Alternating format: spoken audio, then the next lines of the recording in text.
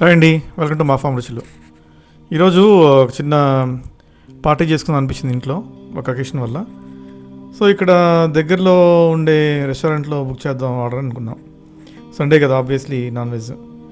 So మా wife అయితే ఇవాళ వెజ్ తింటా ఉంది. ఆ అమ్మాయి వెజ్ బిర్యానీ పెట్టుకుంది, Hyderabad veg biryani.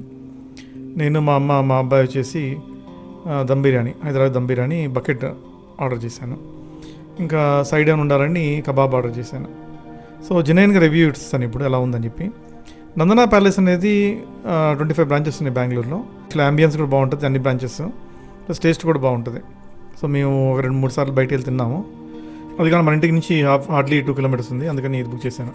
So review ఎలా ఉంది అని చెప్తే చికెన్ బిర్యానీ చాలా బాగుంది, బాస్మతి రైస్ కూడా అదిరిపోయింది.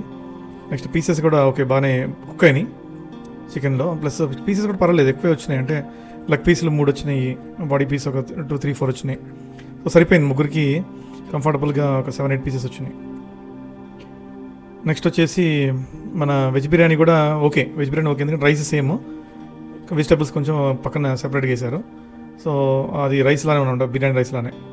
సో ఇక్కడ వచ్చేసి 320 రూపీస్ వెజ్ బిర్యానీ, 1100 వచ్చేసి బకెట్ బిర్యానీ. 3 మెంబర్స్ ఈజీగా సర్వ్ అవుతుంది. నెక్స్ట్ వచ్చేసి కబాబ్ వచ్చేసి 350. కబాబ్ కొంచెం నాకు వేస్ట్ అనిపించింది, ఎందుకంటే కొంచెం అది మళ్ళీ ఫ్రై చేసినట్టు అనిపించింది. హార్డ్ అయిపోయింది, స్కిన్ కూడా థిక్ అయిపోయి చాలా వేస్ట్ చేసాం, పారేసాం. ప్లస్ పీస్ కూడా పెద్దగా ఉంది, సో దానివల్ల సరిగ్గా కుక్ అవ్వనట్టుగా అనిపించింది. సో ఈ చికెన్ బిర్యానీలో పీస్ అయితే చాలా బాగుంది. ప్రైస్ అంటే chicken biryani okay, veg biryani కొంచెం కాస్ట్లీ అనిపించింది. ప్లస్ చికెన్ కబాబ్ కూడా అంత వర్త్ అనిపించలా. సో ఓవరాల్ రేటింగ్ 80 ఇవ్వచ్చండి డెఫినెట్గా టేస్ట్కి. Thank you.